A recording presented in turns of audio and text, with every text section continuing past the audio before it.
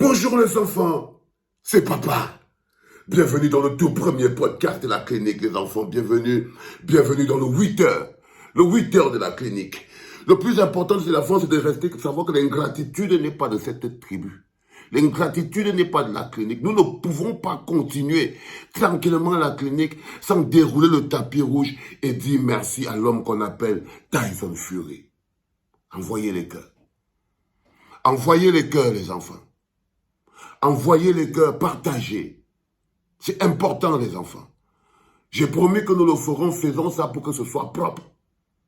Nous devons dire merci à Tyson Fury parce que tout ce qui s'est passé, tout ce qu'on a vécu de magique avec Francis Ngannou, tout ce qu'on a vécu, tout ce qui a permis, la personne qui a permis que tout ça se passe, l'être humain sur terre qui a permis que tout ça se passe.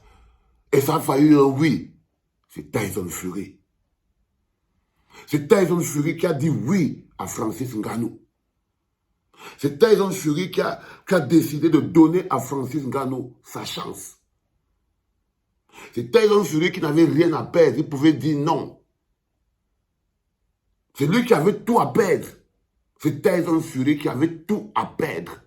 Le champion du monde, c'était lui. Il risquait un KO. Il aurait pu dire à Francis Ngannou, hey, cher ami, tes histoires que tu veux venir faire là, j'ai un combat le 20 décembre, en décembre avec un gars, je veux un domo et tout. Je veux rien avoir avec toi, c'est même pas moi qui fabrique les stars. Il a risqué le chaos. C'est lui qui risquait de se faire battre.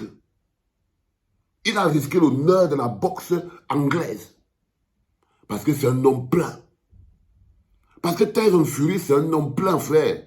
On ne peut pas, ne passez pas. Sinon, c'est vous qui serez des petites personnes. Ici, à la clinique, le respect va d'abord à la grandeur, au charisme et à la dignité. Ici, à la clinique, le respect part d'abord à la grandeur, au charisme et à la dignité. Partage ça, frérot. Partage ça, frérot. Parce que si Tyson Fury n'avait pas dit oui à Francis Ngannou, ce combat n'aurait pas eu lieu. C'est lui qui a fait preuve de grandeur. C'est pour ça qu'il dit que parfois, ayez le triomphe un peu modeste. Ayons le triomphe un peu modeste. J'ai envoyé un message à Francis Ngannou que bon, c'est déjà passé. Arrête de te plaindre. Qu'est-ce que j'ai pris là? Arrête de te plaindre sur Internet. C'est bon, on a compris, tu as volé ta victoire. C'est compliqué. Mais n'oublie jamais que ce type aurait pu te regarder et te dire non, je ne veux pas te donner la place sur le show. Je ne veux pas te donner la place sur le show. Si aujourd'hui Ngannou a débarqué, assis sur le trône, comme ça, avec le king sur la tête, c'est parce que Tyson Fury a dit oui, le show doit avoir lieu. Il a dit oui, le show doit avoir lieu.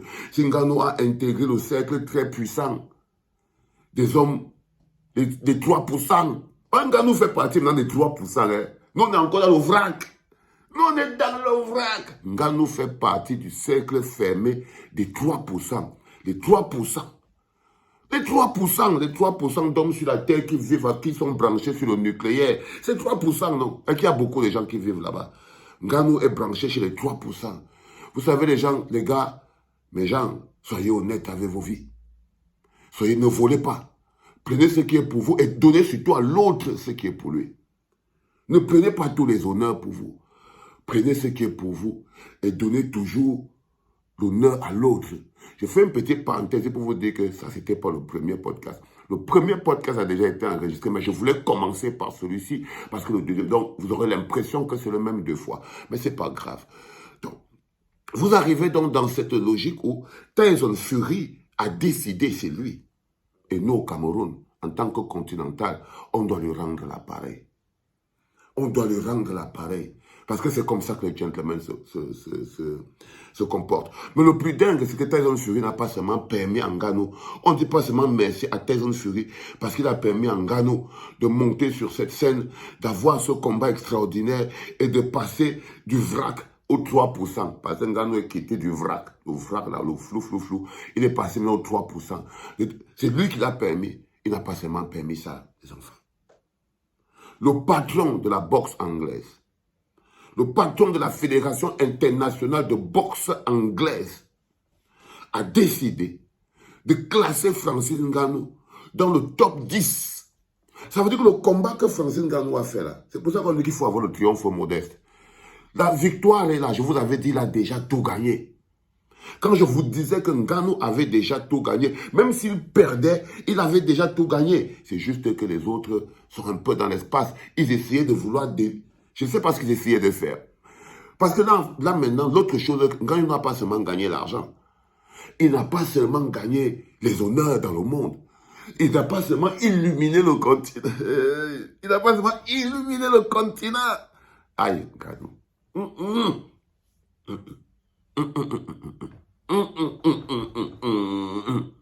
Quelqu'un ne peut pas faire briller mon pays comme ça. Quelqu'un ne peut pas faire briller le Cameroun comme le drapeau du Cameroun. Fait waouh, voit le vent. C'est comme s'il y avait le vent dans la salle qui faisait bouger le drapeau du Cameroun, mamma mia. Aïe les gars, là je viens encore, je sens encore comment des frissons descendent sur mon pied, la grosse étoile vert rouge du Cameroun. Parce que c'est là-bas la place du drapeau camerounais. C'est là-bas la place du drapeau camerounais. Le drapeau camerounais a sa place au sommet du monde. C'est au sommet du monde. Et je vous dis que vous verrez petit à petit, il y a les terres comme ça qui sont des terres bénies de Dieu. C'est pas parce qu'à un moment donné, vous voyez, on a un dirigeant qui nous fait passer pour... On a des dirigeants qui nous font passer pour des gogoles. Mais je vous dis que cette terre que vous voyez là, cette terre qui est la nôtre, il n'y a pas beaucoup de terres comme celle-là au Cameroun, dans le monde entier. C'est une terre bénie de Dieu. C'est pour ça que les endroits où la force divine s'applique, le diable n'est jamais loin. Là où Dieu habite, le diable n'est jamais loin. L'enfer, c'est la deuxième face du paradis. Je vous promets. C'est que là où on est là, cette terre est tellement bénite que le diable s'y est installé. À la tête. À la tête. Pour empêcher la volonté de Dieu de pousser sur terre comme les feuilles poussent. Comme des feuilles poussent et comme les arbres poussent et comme les fruits poussent des arbres. C'est pour ça que toute ma vie, je me bats contre ce leadership qui ne vous permet pas d'apprécier le bonheur de vos vies. Le bonheur, la chance que vous avez d'avoir ce pays. Comment on a pu s'imaginer qu'un pays béni de Dieu, une terre bénie de Dieu, c'est le seul endroit où tout le monde fuit pour aller vivre dans les endroits où il fait froid. À Canada. À Canada. Avec quelqu'un, on est réduit qu'on quitte le Cameroun pour aller vivre à Canada. Je vous dis que si on dit aux Canadiens de switcher, on dit tous les Canadiens, venez au Cameroun.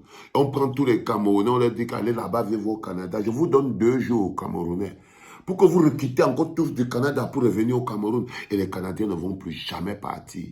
Ils vont devenir les continentaux. Parce que vous avez la terre bénie de Dieu. Mais où est la tête? Où sont les mains? Où est le leadership? Comment n'arrivez-vous pas à transformer tout en or? C'est-à-dire qu'on creuse le sol comme ça, tu trouves tout ce qui peut construire quelque chose. Oui, c'est le leadership. C'est le leadership. N'oubliez pas ça, les enfants, le fondamental, la particularité de votre terre. Sinon, on va vous la voler. Sinon, un jour, on va vous la voler. Mais je fais une parenthèse encore. J'étais donc en train de vous dire que le patron de la boxe anglaise a décidé de faire rentrer Francis Ngannou dans le top 10. Le top 10 des boxeurs les plus importants. Il a dit ça. Il est le numéro 1 de l'UFC.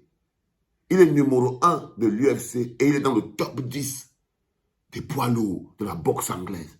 Ça veut dire qu'il est déjà là-dedans. Il est dans le top 10. Peut-être qu'on va le mettre 10e pour ne pas humilier les autres qui ont déjà lutté. Donc il sera peut-être 10e, il est dans le top 10. Parce qu'il pourrait entrer dans le top 5. Il pourrait entrer dans le top 5. Donc il est peut-être, quand tu entends top 10, ça veut dire qu'il est peut-être 6e, ou 7e, ou 8e, ou 9e, ou 10e dans le classement de la boxe. Envoyez ça en l'air, les enfants. Envoyez ça en l'air, les enfants. Dans le classement de la boxe. Ngannou entré top 10. Top 10. Même le ballon d'or n'a pas réussi à venir éclipser la cérémonie qui s'est passée il y a 2 jours. Même le ballon d'or n'arrive pas à empêcher le nucléaire de Ngannou de continuer de briller. On n'arrive pas à parler du ballon d'or. C'était hier. Mais au moins, il ne sait même pas qui a gagné ça. Ça ne m'intéresse même pas. Je sais qu'un jour, on est sorti 23e, mais je suis sur le nucléaire de Ngannou en ce moment. Je suis sur le nucléaire d'Ngannou en ce moment. Je vais prendre le temps pour féliciter mon bon petit à un moment dans la journée en jour, parce qu'être 23e étant gardien classé dans le ballon d'or, c'est que tu es le putain de chat, mon frère. C'est parce que tu es le bondissant cousin, mais en ce moment précis, laisse-moi finir d'abord avec ton grand frère. Hein? Tu entends Andrew Nana? Laisse. Papa finit d'abord avec ton grand frère. Il le met bien. Après, papa va te prendre. Il va te mettre encore bien, mon petit Andrew Nana, ok? Mets d'abord sur le côté. Dis d'abord merci à Tyson Fury parce qu'il a mis notre frère sur la plateforme qui branche les gens sur le nucléaire. C'est ça qu'il s'agit. Donc, comme je vous disais, Francis Ngannou a intégré le top 10. Ça aussi, c'est parce que Tyson Fury lui a encore donné sa chance. Les grands hommes passent une fois, mais les œuvres qu'ils laissent perdurent éternellement. Que Dieu bénisse le Cameroun. Love you, my people. C'était papa.